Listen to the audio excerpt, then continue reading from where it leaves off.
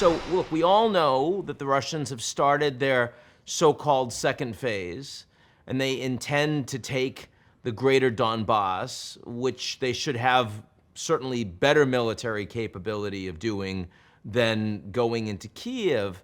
But what happens? Let's assume they get it. Let's assume they are able to take this additional territory. They've got their land bridge to Crimea.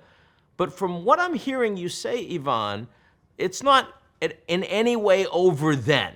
In other words, this is not 2014 Redux, where they take some more territory and they say, okay, done, now we can have a ceasefire. Where do you think Putin wants this to go?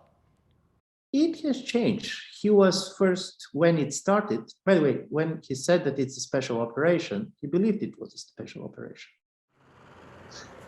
He didn't believe that he's starting a war. He believed it's going to be special operations, very similar to what happened in places like Crimea, or before it, what the Soviet Union had been doing in Eastern Bloc, and then basically you're going to unify historic Russia, and suddenly the Ukrainians are fighting back. And not simply fighting back, but they're fighting furiously, and from his point of view, fighting without the hope of winning. And this is why for him this became a punishment operation. So in a certain way, if you cannot convert, you should punish.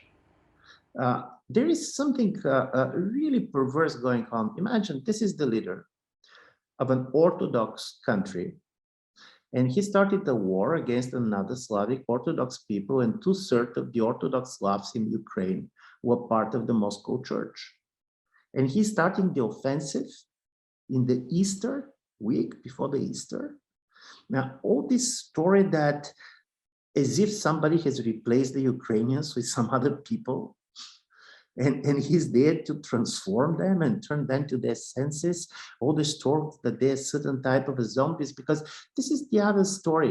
If you're listening to Russian propaganda, nobody talks about Ukrainians.